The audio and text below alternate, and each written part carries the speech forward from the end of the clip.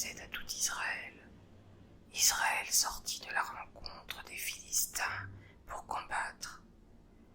Ils campèrent près d'Ébénézer, et les Philistins étaient campés à Aphek.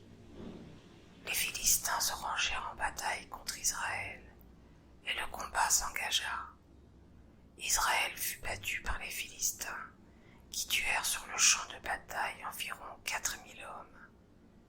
Le peuple rentra au camp, et les anciens d'Israël dirent : « Pourquoi l'Éternel nous a-t-il laissé battre aujourd'hui par les Philistins ? Allons chercher à Silo l'arche de l'alliance de l'Éternel, qu'elle vienne au milieu de nous, et qu'elle nous délivre de la main de nos ennemis. » Le peuple envoya à Silo d'où l'on apporta l'arche de l'alliance de l'Éternel des armées qui siègent entre les chérubins. Les deux fils d'Élie, Ophni et Phiné, étaient là avec l'arche de l'alliance de Dieu.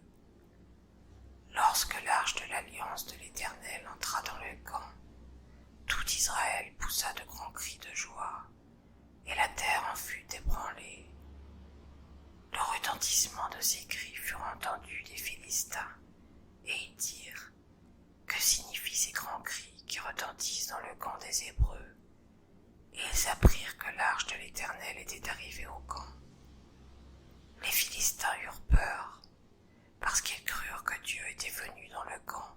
« Malheur à nous, dirent-ils, car il n'en a pas été ainsi jusqu'à présent. Malheur à nous, qui nous délivrera de la main de ces dieux puissants. Ce sont ces dieux qui ont frappé les Égyptiens de toutes sortes de plaies dans le désert. Fortifiez-vous et soyez des hommes philistins, de peur que vous ne soyez asservis aux Hébreux comme ils vous ont été asservis. Soyez des hommes et combattez. » Les Philistins livrèrent bataille, et Israël fut battu. Chacun s'enfuit dans sa tente. La défaite fut très grande, et il tomba d'Israël 30 000 hommes de pied. L'arche de Dieu fut prise, et les deux fils d'Élie, Ophni et Phiné, moururent. Un homme de Benjamin accourut du champ de bataille et vint à Silo le même jour, les vêtements déchirés et la tête couverte de terre.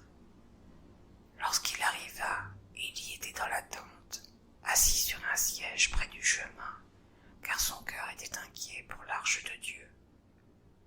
À son entrée dans la ville, cet homme donna la nouvelle, et toute la ville poussa des cris.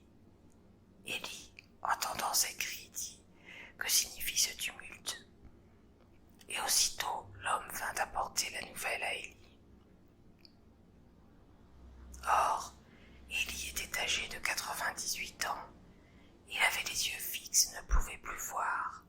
L'homme dit à Élie : « J'arrive du champ de bataille, et c'est du champ de bataille que je me suis enfui aujourd'hui. » Élie dit : « Que s'est-il passé, mon fils ? » Celui qui apportait la nouvelle fit en réponse : « Israël a fui devant les Philistins, et le peuple a éprouvé une grande défaite.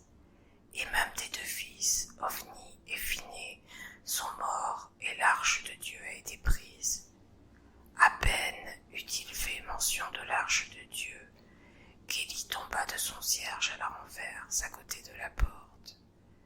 Il se rompit la nuque et mourut, car c'était un homme vieux et pesant. Il avait été juge en Israël pendant 40 ans. Sa belle-fille, femme de Phiné, était enceinte et sur le point d'accoucher lorsqu'elle entendit la nouvelle de la prise de l'arche de Dieu, de la mort de son beau-père et de celle de son mari. Elle se courba et accoucha, car les douleurs la surprirent. Comme elle allait mourir, les femmes qui étaient auprès d'elle lui dirent : « Ne crains rien, car tu as enfanté un fils. » Mais elle ne répondit pas et n'y fit pas attention.